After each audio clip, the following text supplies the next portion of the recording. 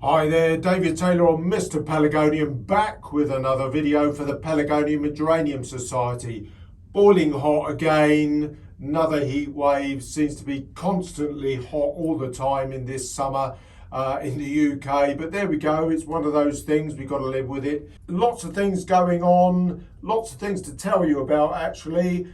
Today I'm actually going to look at trained plants, so fans and the like.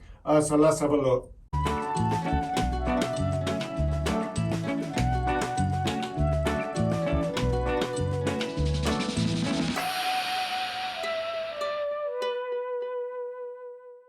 Hello there, well it's good to be back with you again.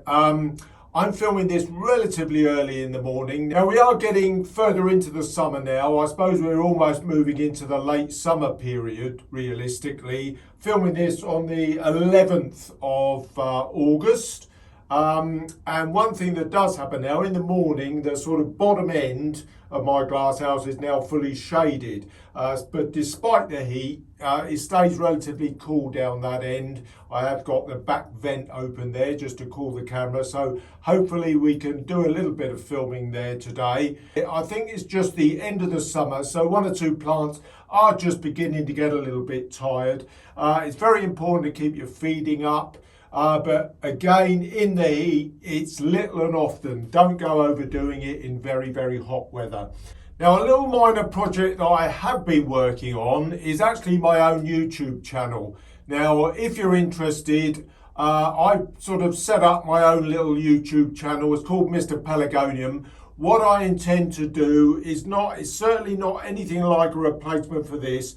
I'm going to upload onto that channel very small videos that I can just take on my phone and upload very quickly. They'll be in 4K, so they're being pretty good quality, but they're going to be short and sharp and maybe just infill what I do on this channel. So it's going to be very much a supplement to this channel. It's certainly not intended to replace what I do in this channel, which are generally slightly longer videos with a fair bit of detail. My Mr Pelargonium channel, which you'll just be able to search through by searching Mr Pelargonium on the YouTube, is just literally just infilling and doing little snippets about what I might be getting up to more or less each day or every other day. It will literally be no more than a few minutes, and just to give you a little bit of background into some of the things that I'm getting up to, and maybe look at one or two bits that I don't normally get over on the Pelargonium and Geranium Society's channel.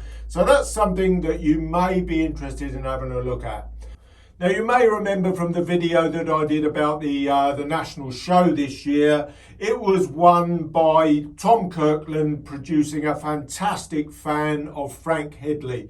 So I can't be beaten on that. Yeah, I can. It was obvious. It was a brilliant plant. But I'm having a go at a few. Now, if you cast your mind back 2 or 3 years, you may remember I had one going of the variegated version of Mr Wren, of which I've got a standard now of, but I didn't find that very successful, so I'm having a go at a few others. Now, the main thing I will say with fans is that you want plants that are relatively fast growing, but plants that you're relatively easily able to control, but also what produce maybe something a little bit different in terms of colour and presentation. So the ideal ones are bicolours and tricolours. And as Tom Kirkland's plant of Frank Headley suggested, the bicolours really do look good as trained plants. So I'm having a go at a few.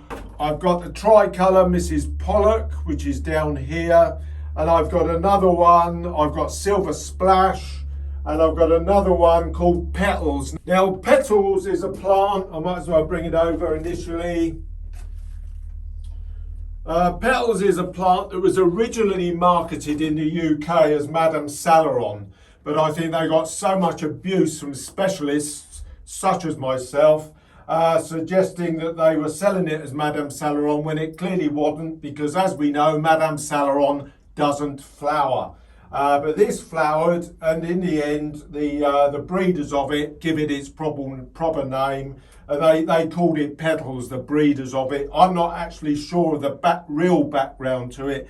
Obviously commercially produced, but it produces a very vibrant, deep pink single bloom. And here's one that I've done. I've started it off. This was a relatively sort of small plant when I bought it. I bought it from a local plant nursery which does supply really good plants. And I started training this in against a fan. Now, the fan itself is obviously in a sort of triangular base coming up to a high end, pointing down into the base of the plant with a grid section basically, so you can easily tie the stems into it. But bicolours always do look effective, I think. I think bicolours, both as trained fans and as standards, look very good. I've got one or two bicolours that I'm growing on as standards. Now this is actually growing quite well. I mean, as I say, it's the middle part of August, so it's got the whole winter. Now obviously bis and tricolours do grow relatively slowly during the winter period, so they're not going to put on a great deal of growth during the winter. So I'm hopeful of more or less filling this fan by, say, 6 weeks, end of September, early October, when the growth really starts to slow down. Does depend on the weather, and as we know, September in the UK can be very unpredictable in terms of the weather. If it goes on like it is, I mean, who knows what may happen, but it's growing relatively fast, and this is what you want. You want good, relatively fast growing plants. Bicolour and tricolour are the ideals. I'm just going to put this one back. Another one that I've got is a Mrs Pollock, which is a very, very fast growing tricolour. This is growing quite nicely. Again, very fast growing, relatively long jointed, so it's going to grow up quite quickly.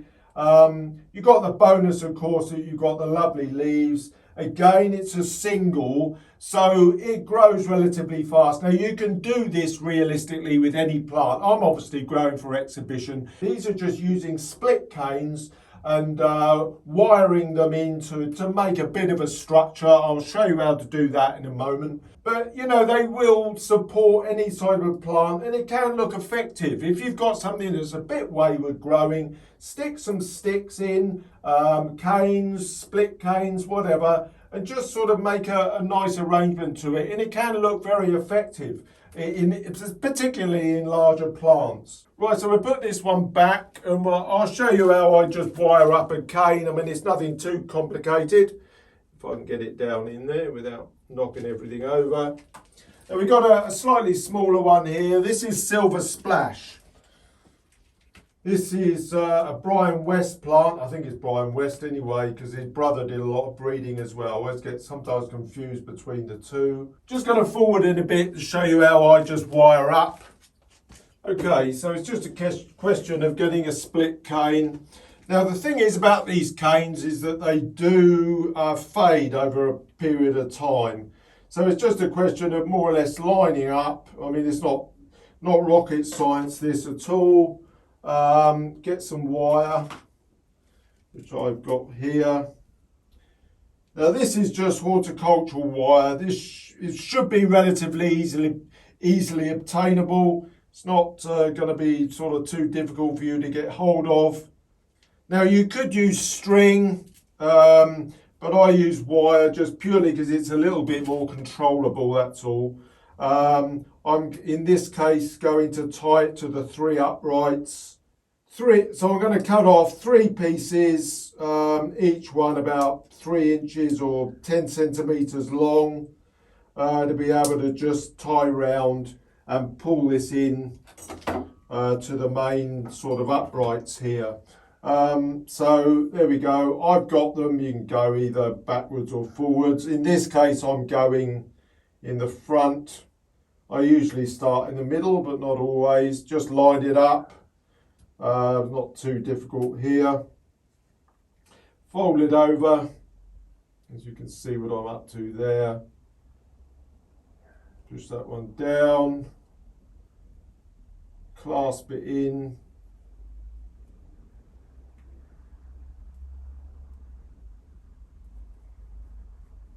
A bit higher and begin to turn it. That's what I like about the wire, because it holds itself. Now I've got a pair of pliers here. This will just fully tighten this wire. And you can make your own frame. I mean, and realistically, you can make any shape you want. I mean, it doesn't have to be specifically, you know, fan shaped like this. It can be anything. I mean, in exhibition term, a fan, a trained plant can be trained in any way you wish. There we go, just level it off. Put the other one over here. This is what I'm going to do there. Stick that there. That's about right. Again, this is why I like wire, because you can turn it. But as I say, I would recommend, if you've got anything outside, or maybe anything that's growing quite large, but say a bit long jointed, you know, just don't be frightened of giving it a train, because it can look just as effective. So just use string to tie in, much like my standards. Once they reach about the top, I will give them a pinch. It's quite straightforward, really, and then that will make all the other side shoots begin to grow out. You've got plenty of scope there for all these shoots and side shoots to be growing through. Probably better for single varieties in terms of exhibition, primarily because they will be throwing plenty of bloom by the mid-June period going forward to sort of the show season. But I mean, you can use any type of plant realistically. Obviously, later in the summer, you will get really good displays from double flowering varieties. So initially, it just would have been a couple of stakes and then gradually tying in the horizontals as you go further up. Okay, so there we are, a relatively short one from me today, primarily because I'm absolutely boiling to death in this glass house. I need to get out of it. And the fact that, of course, because the temperature's going up, the camera won't stay going for too much longer.